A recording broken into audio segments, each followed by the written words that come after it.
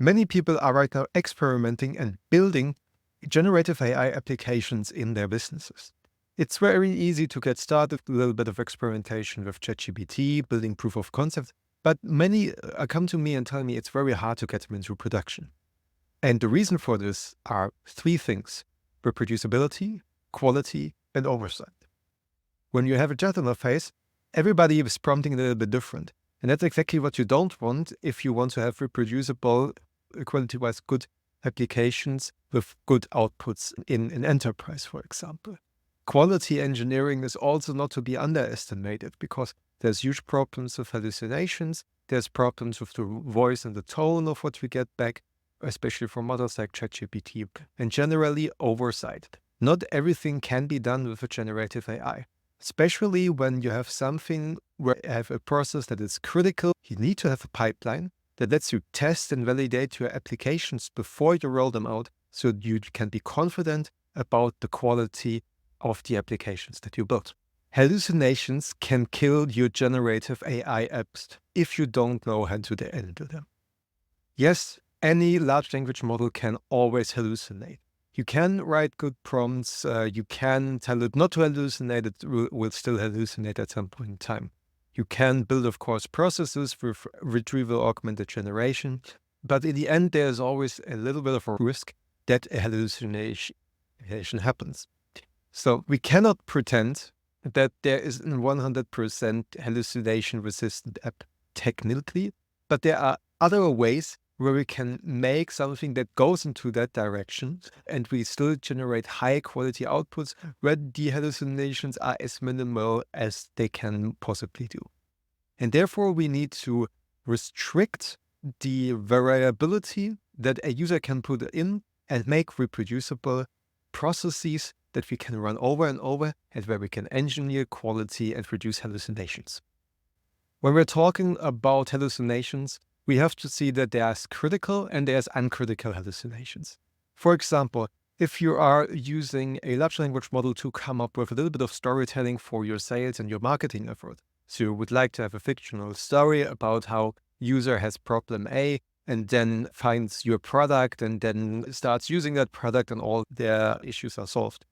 That's not a critical hallucination. When you're talking about fictive settings, you can tolerate hallucinations here and there.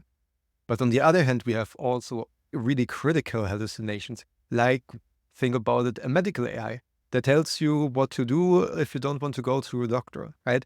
If you give here the wrong advice and it's not green light or there's no quality assurance in what you are doing, this might have severe impact on the people that are using your application. Or even if you are only talking about something that is not endangering your life and health, but that are endangering your business.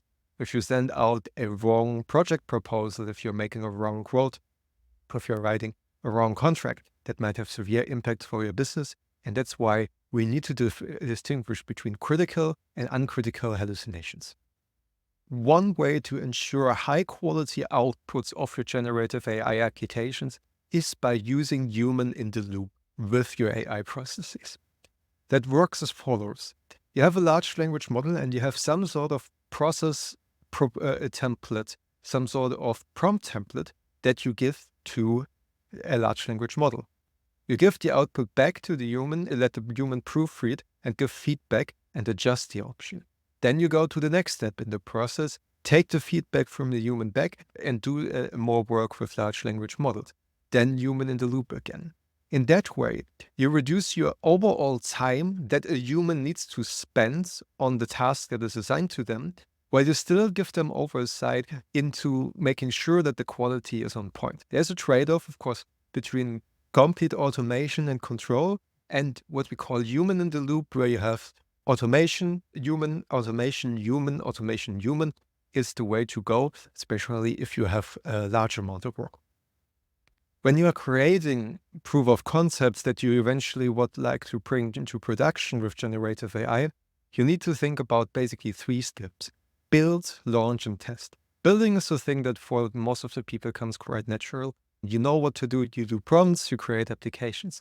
But testing is quite a little bit more challenging.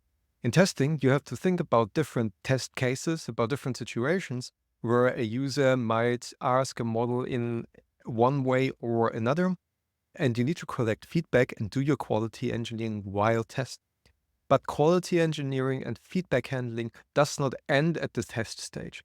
Even when you launch, you will always get a larger audience of users, a different type of people that have not been in your beta test. So it's also insanely important that you get user feedback in production, feed that back to your model, adjust your prompts, adjust your processes, and iterate until what you have is there.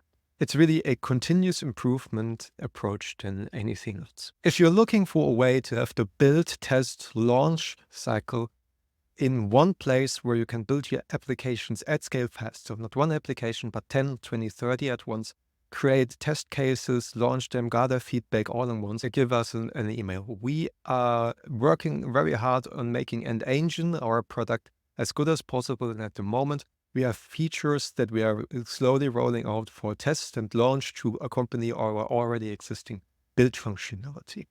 So if that's something that you are currently working on, and if you are struggling with quality and production and reproducibility, click the link below, write us a message, and we'll get back to you and get you involved.